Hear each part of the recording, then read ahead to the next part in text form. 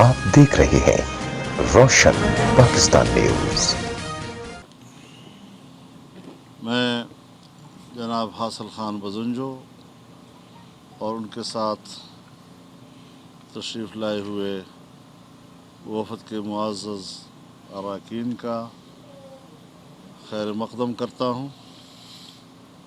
उन्होंने हमेशा इस मुल्क में आज़ादी के लिए, जमहूरियत के लिए, अवाम के हुकूक़ के लिए आवाज़ बुलंद की है।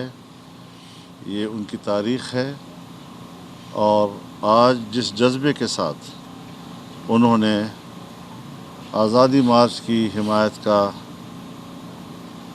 फ़ैसला किया है, मैं उनके इस फ़ैसले का खैर मक़दम करता हूँ। इंशाअल्लाह एक दो रोज़ में पूरी जमात की तरफ से बाज़ाब्ता फ़ैसला भी उनका आ जाएगा।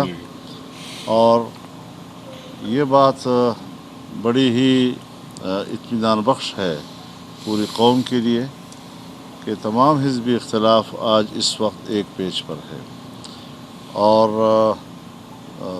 वही एक नुक्ता कि इलेक्शन में बदतरीन धांधली हुई है और एक जाली मैंडेट के साथ हुकूमत कर रही है पीटीआई। एक जाली वज़ीर आज़म मुल्क में मौजूद है और मैं तो ये भी कहना चाहूँगा कि दुनिया भी इनको जाली समझती है। लिहाजा जिस मुल्क में वो जाते हैं उनका किसी मुल्क में बतौर वज़ीर आज़म के खैर मक़दम नहीं हो रहा।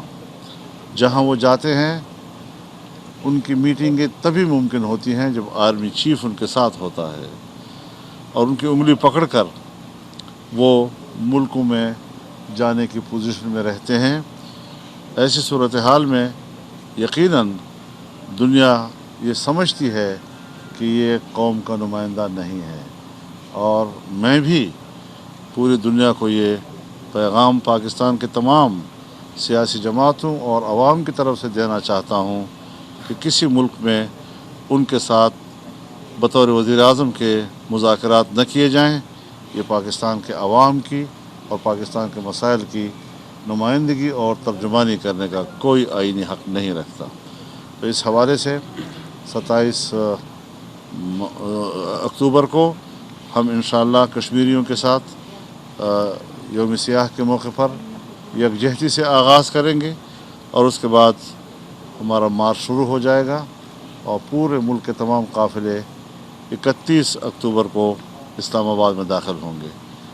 इसके अलावा तमाम सियासी जमातों के साथ हमारे राब्ते भी हैं और मुशावरत का अमल जारी है। आए रोज़ कोई न कोई ऐसा सवाल पैदा हो जाता है कि जिस पर मुशावरत की ज़रूरत होती है।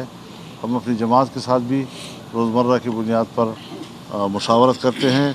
आज भी आज़ादी मार्च की पॉलिसी कमेटी जो जमीयत उलमा इस्लाम की है उसका इजलास चल रहा है